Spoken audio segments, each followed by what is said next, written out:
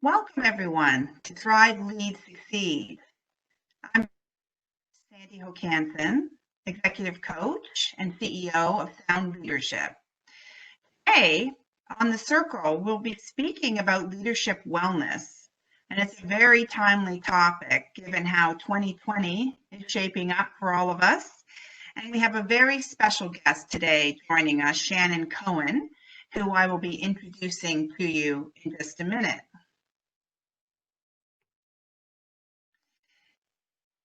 Special welcome to those of you joining for the first time. The Circle meets 9 times a year, and it's a forum for leaders who are committed to their leadership development. I'm going to see if I can get my slide to move. Okay, we'll wait for the slide. It's not a problem. So you can find past Circle recordings on my website, okay, under resources section. And last month, Circle, we had a special guest as well, Lori Chamberlain, and our topic was the importance of making bold decisions in unprecedented times. And it was an excellent discussion. If you haven't taken the time already to have a listen to it, so I think it'll be worthwhile for you. So we're going to move on now to our special guest, and I'm very, very pleased to introduce all of you today to Shannon Cohen. Shannon is a respected author, podcaster, and workshop leader. She's an inspirational speaker and is known for her head and heart conversations, and I love that phrase. She specializes in emotional intelligence, diversity, and wellness. It's a pleasure for me to introduce you to Shannon and welcome her with us. And I'm just going to unmute her. Thank you, Sandi, and good afternoon, everyone. It's an honor to be with you for this conversation. There we go. Perfect. Welcome, Shannon, to the Circle. So we were just speaking a little before the session, and we were excited, both of us, about how meaty this topic was and how timely this topic was for everyone. So let's dig in. Why don't you start and tell us a little bit about the work you do? So Shannon Cohen Inc. is the parent company I'm the founder and the CEO of, and much of our work lies at the intersection of emotional intelligence, equity, and psychological safety. So I partner with client organizations that are thinking about how do we attract, retain, and promote diverse talent. We know there's a business case for that, but then once we attract them, how do we build business ecosystems that are where we've embedded emotional intelligence, we've embedded racial equity, we've embedded inclusion into not only how we think about internal policies, practices, and procedures and systems behavior, how we treat our staff, the culture and the climate of the organization. And then I also work with organizations that say, hey, our back door is as big as our front door. So what do we need to change from a systems perspective so that once we attract the talent that we're able to retain them and they're able to grow and evolve as we grow and evolve as an organization. And then I also have a retail product line. So so there's a retail product line component. Our products are carried in about 20 stores across the country now in just about 3 years' time. And then of course, there's the podcast that you've mentioned. So I think of what we do as a holistic wraparound support system to both individual leaders, but then also systems as well. I love your term, business ecosystem. Great term. I've written that down. So let's start with the definition, and this may be hard to actually define because sometimes it's a little bit elusive. Wellness, the concept of wellness, but how would you stab at it for us, and how would you define leadership wellness? Yeah, Sandi, I truly believe that. We know that wellness is not one size fits all, right? But I think when I think of wellness, I think in quadrants. So one of the buzzwords that we hear quite often in culture and lexicon is self-care, right? So self-care could be, knowing when I need to maybe take a mental health day or a spa day or those things that we do at an individual level to advance our well-being and to take care of ourselves emotionally and mentally. But there's also community care. So I think in quadrants. So community care deals with, for example, I went to Costco to grocery shop, and at the door of Costco, they handed every customer a mask, whether you came with one or not. So that's an example of community care, or when organizations have, for example, employee resource groups around different affinity groups. So there may be an LGBTQ employee resource group, or an employee resource group for folks that are transplants into a community, or for Black leaders. So those are an example of community care. We understand that care is not just what I do as an individual, but how do we provide like a community of care? And then there's systems care. So for example, Twitter going to a work from home forever model. That's an example of systems care, where they understand that the world as we knew it before March 9th has radically changed. That they're looking at the fact that many school districts are talking about our children only being in school 2 days a week for actual in-class instruction and learning from home. They're thinking about all of the nuances that are impacting the lives of employees and just going to a space of virtual working from home. That's a systems level approach to wellness. And so I think that leaders that are going to be visible, valuable, and vocal, and organizations that are going to be visible, valuable, and vocal have to think about leadership wellness in those quadrants. How do we support self-care, community care, and systems care? Wow, love it. So obviously there's a lot of reasons why wellness is important for leaders. And it goes right back to, you have to fill your own cup first, before you can serve anyone else. But tell us a little bit about why you think it's so important. Yeah, I think that, and there's a lot of data, and not that we need data, right? Because the impact of crisis, risk, and disruption are all around us. We know that on every day, I'm sure the leaders on this call can attest to this, that every day you deal with more things that are going wrong in your organization than you do going right. So we are not new to navigating crisis, risk, and disruption. But I think one of the things that happened with COVID is that the dam broke.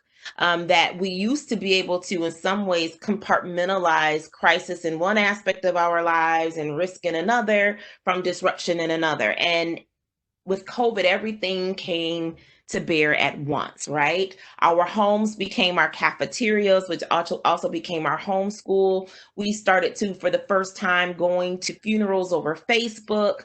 I mean, there's just been so much crisis, risk, and disruption in every way, all at one time, that we can no longer emotionally tuck. And that used to be the leadership paradigm, which was, once you get to work, you tuck whatever you're navigating behind your title, your smile, and your role, and you go execute your job. And then when you go back into your vehicle or your mode of transportation, you pick up the other problems that you carry. Well, that modality is dead. It's obsolete.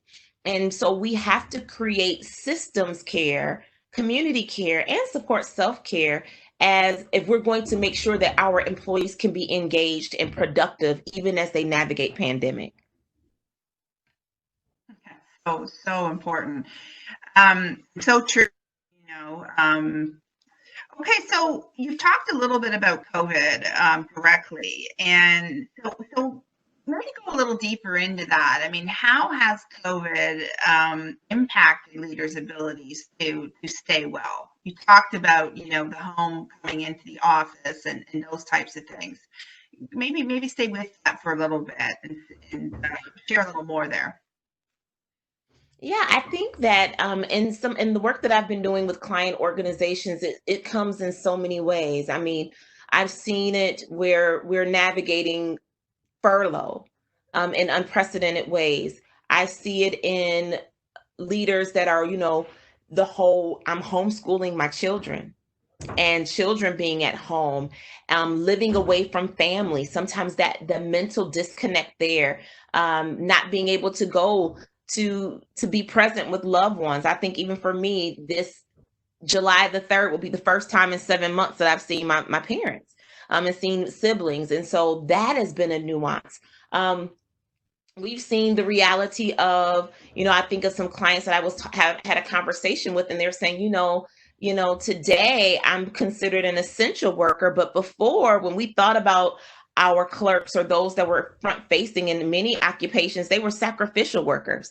They were paid as sacrificial workers, insured as sacrificial workers. So there's those nuances. And then there is the issue of race, specifically in an American context, and looking at the ways in which systemic racism impacts quality of life and how people are positioned differently. So we've seen, unprecedented realities in health inequities and health disparities connected to race, zip code, and socioeconomics. So all of this is coming to bear. It's no longer something that we can tuck or ignore or put to the side. Is in our faces every day, and yet we are tasked to be innovative, we are tasked to be productive, and we are tasked to inspire those that we lead, love, and serve. And so that's a lot to carry, and we have to be honest about what's on our plates today feels different. And not just to mention that, but I think, Sandi, I think the other piece is that there's a lot more battle fatigue and exhaustion. I hear clients say, man, I'm doing some things that I was doing before, but my battery drains faster. And so those are the nuances that are facing us in this new future of work. You've articulated that so well. I'm sure that's resonating just in a major way of everyone that joined us today. And you've talked about battle fatigue, and I'm hearing that a lot from the people, the leaders that I'm working with one-on-one. You mentioned layoffs. It's just one of the many layers you mentioned. But the layoff piece is interesting because at the beginning of COVID, leaders went into this, thinking about short-term, furloughing their employees. If you're American, or laying off Canadian terminology. And as the crisis has continued, and as the economy is in various stages of reopening, leaders have had to make other decisions depending on what industry you're in. And so the other decisions can mean, and what I've been hearing is that some of those layoffs are now becoming permanent. And so and the change keeps coming. What you're going on from one point of view that you think, okay, this is going to be several weeks and we'll get some of our people back, but that's not what's necessarily happening. And so then leaders have to negotiate and carry that and help their leaders below them and down the chain to try to deal with that, making those tough decisions now. So I think that the battle fatigue was there, is really there that you mentioned. Anything else you'd like to comment on that before we move on? I think you hit it, Sandi. I think that battle fatigue and having to navigate that is almost like, I've heard it coined operating in the fog, right? And so I think many leaders are feeling that sense of, I have to operate and lead, encourage, motivate, be a stabilizing force, even in uncertainty. And that is a heavy mantle to wear when people want to know and they're asking questions about the future, and the future is so uncertain. And so you're right. How do we maintain morale and employee engagement and our own morale as we operate in the fog? Mm-hmm. Mm-hmm. And the other really important point you raised is the kind of awakening, I call it awakening, that's happening around the anti-Black racism pieces. And, this goes deep. This is deep for a lot of people. And so there's that extra care. You talked about the quadrants of care that leaders have to check in with people, and check in with people and how they're feeling and how they're holding up and what it's meaning to them and what they can do differently for them. And, there's just so many more checkpoints to create safety and let, people have a voice to share how they're doing through all of that. So that's another big piece in what you captured there. Okay, so let's move on to a little bit about what steps leaders can take to sustain their wellness through this.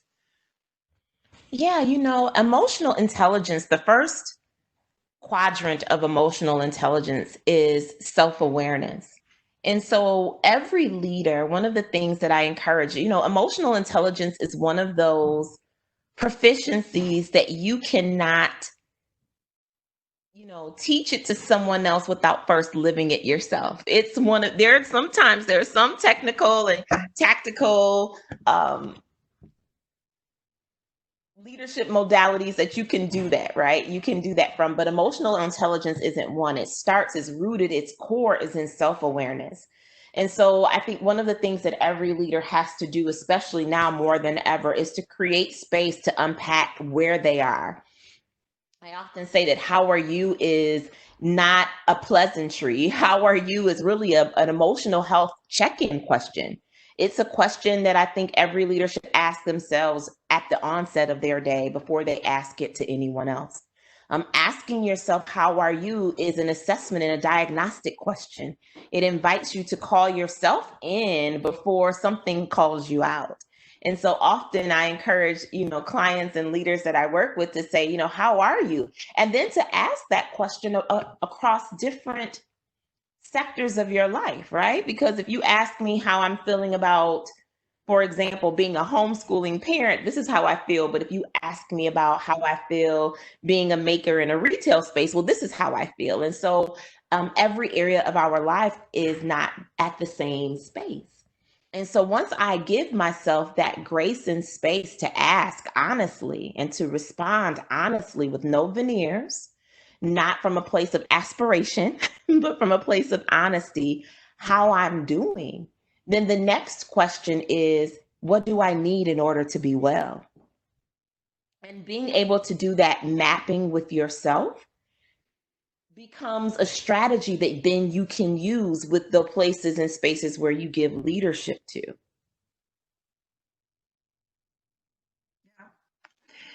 It's so powerful. I think finally, how are you? So many times we've asked that question and we open every meeting with it, and just meeting, casually, and we don't really pay attention to the answer. It's kind of like, how are you? And you kind of move on, and people say fine usually, and you move on. And I think it's now, to your point, it's really powerful opening, and people are really sharing, and it's different.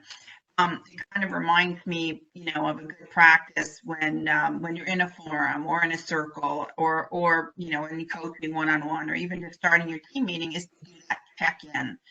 And I call it a check-in in my one-on-one coaching. And when I've had leadership forums, we also check in, and the premise is to go around individually in the forum and share, check in, how are you?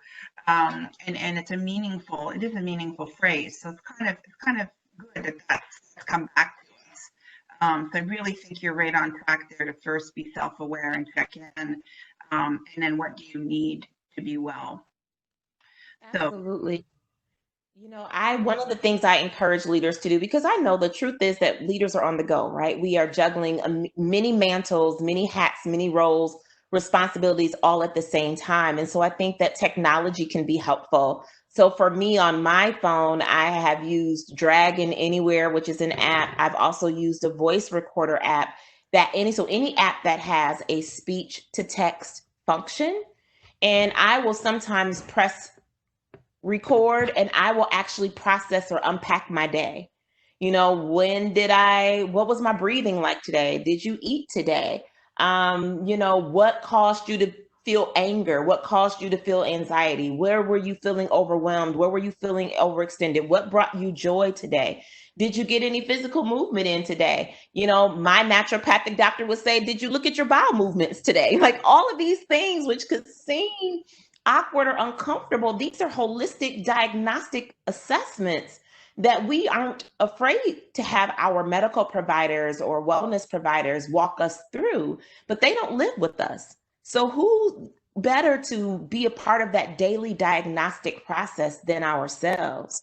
And when we're able to do this with ourselves, then we are able to take that same magic into how we lead others, which goes into that second quadrant of emotional intelligence. Now I'm able to be an empathetic leader that not only can listen, but I can help others strategize through what they may need to be well because I'm used to doing this with myself. And I say that because I have been in spaces with leaders that do some form of a check-in or a wellness, how are you doing? And staff have said, I don't feel comfortable saying because I don't believe them. I don't feel a sense of psychological safety to speak my truth in this space and it not be weaponized or used against me. And so I think it's so important. People can read that and pick up on that, that if you're not practicing this in your own life and practicing some vulnerable leadership within yourself, you won't be able to replicate this in the teams that you give leadership to. It's a very powerful statement. What do you suggest?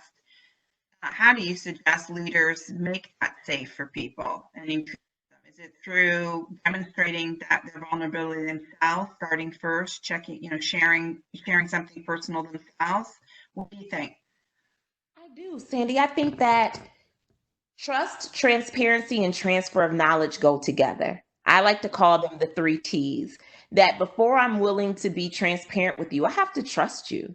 I have to see you as someone that is a safe space. So before I'm willing to, so that they go together and they go in that order: trust, transparency, and then transfer of knowledge. And that is really critical. I mean, we see that in so many ways where there have been organizations that have either made statements about we're all in this together or connected to COVID. And then you've seen exposés from staff that says, well, no, we're not, because this was your behavior before March 9th. Or organizations that have put out equity statements connected to race, and then it's been like, no, you're not, because there's been this expose. So I think we're living in a dispensation of leadership where lip service is no longer enough. Policy is no longer enough. That those leadership efficacy is connected to leadership behavior, and who you are has to match up and align across all of those things. So I think it's really important. It starts from that leader themselves and creating an atmosphere of trust, transparency, and transfer of knowledge. Mm-hmm. And then perhaps some transformation. I might have given you the 4th P. Yes. Yes, you're right. You're right. Because I think that, or once you do those 3 steps, then transformation happens, because now you cultivate a team that is able to embed wellness into design thinking and how they put people at the center. So when we think of those organizations that are really, not everyone is having a furlough situation. There are many organizations that have exponentially grown in crisis because they had those 4 T's in place. And we're seeing it all around us. There are some organizations that they've been expanding or they've had their best sales yet because they were built for this and built ready for this season and how they handle it. And it was because of what they embedded in their DNA before this time, before March. I'm really glad you raised that, because that's very true. That's very true. And that has come with its own challenges, with unprecedented, sales or ramping and hiring and hiring, and trying to stay true to values when you are in ramp. And, that's right. There's the other side of the right, of stress and challenges to wellness when people are in growth mode, as we know, right? So you're right, it's not all one scenario. And that's another thing that's quite fascinating about this whole situation, is that not everyone is experiencing this the same way. Because there were lots of essential workers that haven't missed a beat and have had to go to work. And then you've got all of the organizations that are in ramp and have had to, continue, even if the business model looks a little different. So you're right. It's a really good reminder that there's a lot of different things going on. Not every organization is in the same situation. Okay, so I love the quadrants. I love the self-care and the check-in and, just the, what you need. But let's talk about when it gets tough. And it's, I think we might be good at, excuse me, being able to look after ourselves in shorter periods of time when we're under stress or things are rapidly changing. I think it becomes even more challenging when it's, sustained over long periods of time.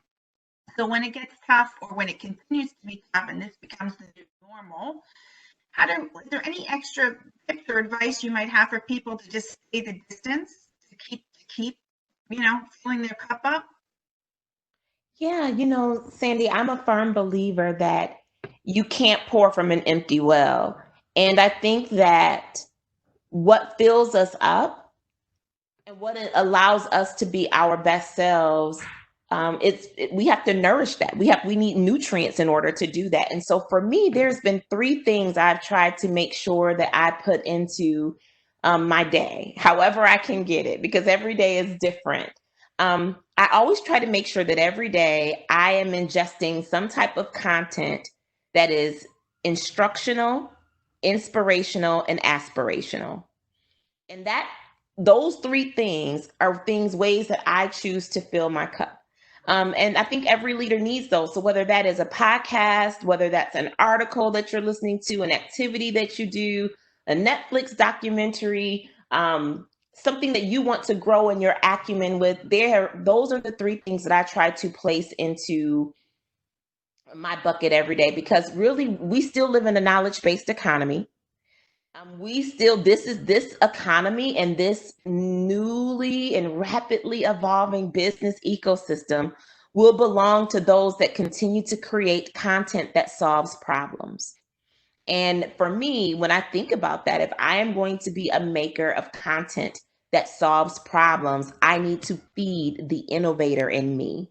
And so feeding the innovator in me comes from making sure that I'm ingesting content every day that's instructional, inspirational, and aspirational. And I think for me also, I would encourage this. Sometimes leaders forget that you are a source of content too. So one of the things that I did specifically in these last 4 months is I've gone back to read my own old journals. I've read some of my own social media content because it's filled my well. Like I've written things in the past that I need it now. That has helped me. And I also think that's important too, is that go back through your own archives that you've done. You've seen crisis before. Every leader on this call has navigated risk and disruption before. Now, it may not be to the same magnitude of today, but you've done that. And so how can you go back to some of those past lessons and extract new wisdom, new perspective, new vantage point, even learn from the mistakes and the missteps? What wisdom is in your own archive of leadership that you can use to inspire how you lead, how you imagine, how you redream possibilities and explore the art of the possible today?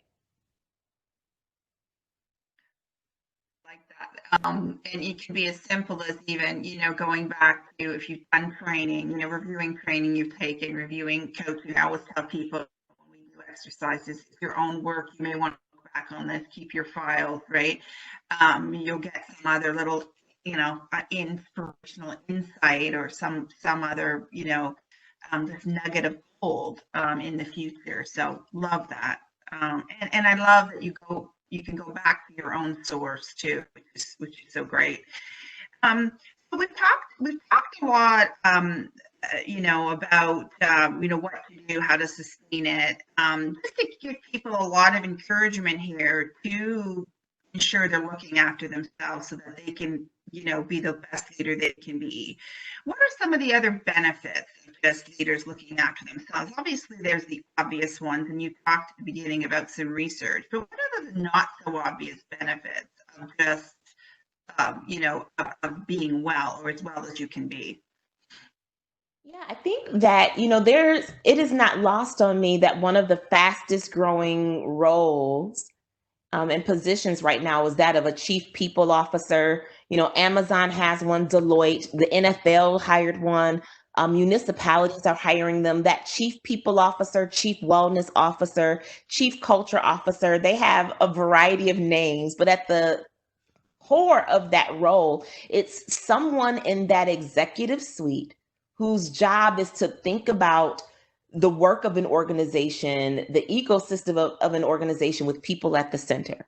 So we've had chief marketing officers, chief financial officers, chief operating officers, and now we know that if we need someone that's looking and thinking about people and then designing based on that perspective on people. And so when I see trends like that, I'm always thinking about,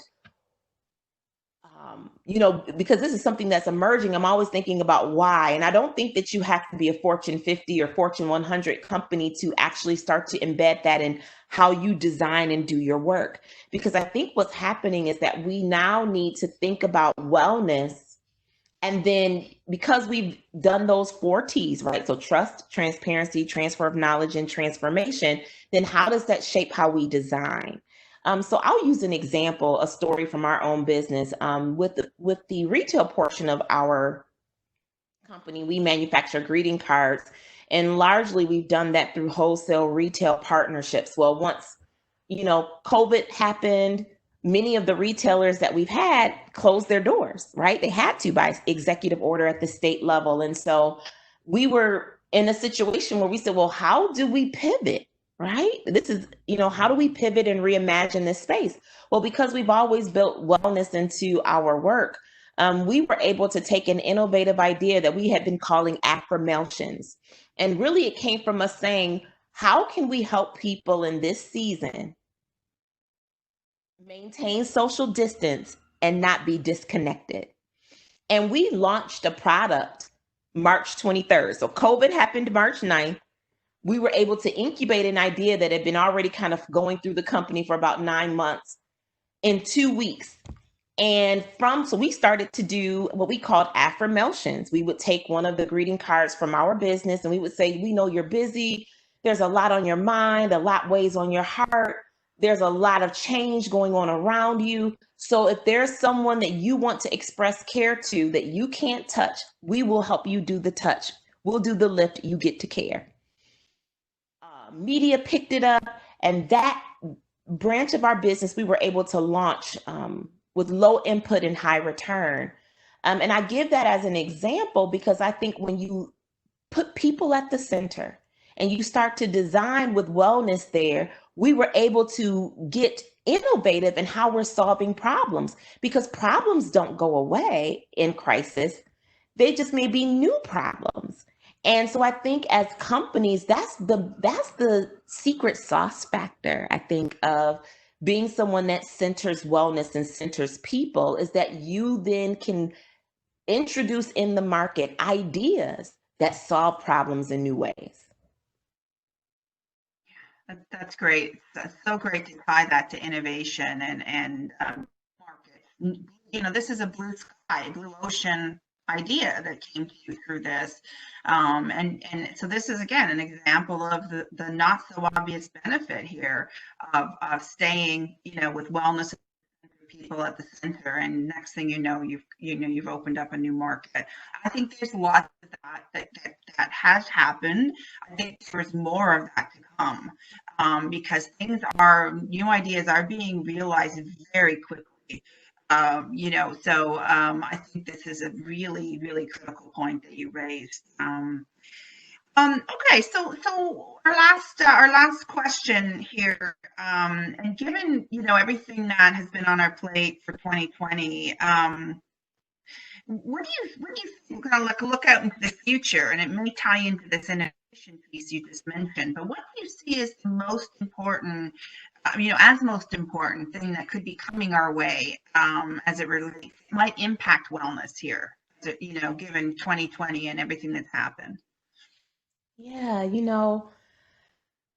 Sandi, I remember I always try to take some time. My birthday is in November. So usually November, I feel like birthdays are New Year's. It's our own personal New Year. We usually use birthdays as a place of introspection, a place of forecasting. And so your question takes me back to November of 2019. And I remember writing something in my journal to myself that we actually made into a greeting card, and is actually the theme of the women's conference that I host every year, which is coming up in September and will be virtual.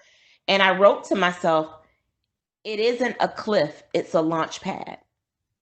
And I think that leaders have to have that mindset about, like, this year has dealt us, man, there are so many memes that make me giggle with, artists have helped us to capture some of the emotional angst that we have felt about 2020. Like, man, it's the roller coaster I could never get off of, right? And I think that rather than lamenting all of the twists and the turns that have happened this year, I've been asking myself a new question, which is how can I reimagine these cliff moments as launch pads to my next, as launch pads to greater possibilities, as launch pads to discover new opportunities and to look in new directions. And I think that's the magic. That's the gift of this season. And I think that leaders that instead of trying to get off the roller coaster and, pulling at the arms that keep you locked in, just embrace it, breathe, and decide, I'm going to make this and leverage this into a launch pad. I think we are going to, is that type of resilience, is that type of reimagining that we're going to need to continue to operate in the fog. Yeah, what a wonderful way to close off our conversation today. And instead of seeing the cliffs, we're all going to see a launch pad. And I think sitting at a personal level as well. So I love that. And gifts, there are a lot of gifts when there's immense change. And I think we should all remember to keep looking for those gifts along the way because there are plenty of them. But first thing first is to keep yourself well, everybody. And Shannon has given us a lot of food for thought today on how we can do that, and starts with checking in, figuring out what we need, filling up our own cup, and keeping it real so that we have integrity when we are embracing our other teams, so it's safe for them, and thinking about 2020 as a launch pad, and maybe some innovation. Love it. Lots of great things for us to go away with, and tie into the reflection that I'll share with you in a minute. So Shannon, thank you. It's been a wonderful journey together today. Great spending time with you, and appreciate your effort here today with us. Yeah, thank you, Sandi. I thank you for using the platform of Sound Leadership to really give us inspirational content and instructional content. I think that you're totally giving us some of those things that we need to feed the innovator in us. And I'm grateful for those that were able to be with us live and those that will be with us with the replay. Thank you so much, Shannon. We'll be in touch together again soon. So looking forward to that. Thank you, everyone. We're going to just go into, I want to show you the reflection slide here. My technology will allow me to move a little here today, so we'll see what's going on. Well, if it doesn't, that's okay. I'm going to read you some of the, I always like to leave you with a little bit of work to do and thoughts as we wrap up. So one of the things I was thinking about for you is perhaps you could rate your level of wellness on a scale of 1 to 10. How well, check in with yourself, and we talked about how are you feeling on a scale of 1 to 10, your level of wellness. And then maybe start to think about what's working really well for you that you want to keep doing. Because I'm sure there's some things that are getting you through this now. And then also, what is out of balance for you right now? What are you not good about? We know when we check in with our gut, we can kind of tell what's up. And then what step might you already know you need to take, and what's causing you to avoid it or procrastinate from making that? Okay. And who else might you need some help with to get started, and from help from to get started? So those are some good things for you to think about, and you might actually even want to share that slide with your team. And in fact, when we have the recording, this would be a great recording to send out for people if you want to help them think about placing themselves and making sure that they're feeding their own and filling their own cup. So as you know, this time of year, we take a little break for the summer. So I won't be hosting a Thrive Lead Succeed webinar in July or August. We start up again, though, in September, and we've got another author with us, best-selling author in September, Vince Molinaro. As many of you know, I refer a lot of you to read The Leadership Contract. It's one of my favorite leadership books. He's just come out with a new book, Accountable Leaders. He's going to be talking about that and the importance of leadership accountability in September. I am in the process of lining up new speakers for going into 20 and 21. So please reach out to me if you'd like to throw your hat into the ring. I would love to talk to you about being a special guest on this. And until that time, everyone, please be well and lead well. And reach out to me if you need anything from me over the next several weeks, and I'll be out to you soon with the new lineup. Thanks, everyone, for tuning in. Take care. Bye-bye.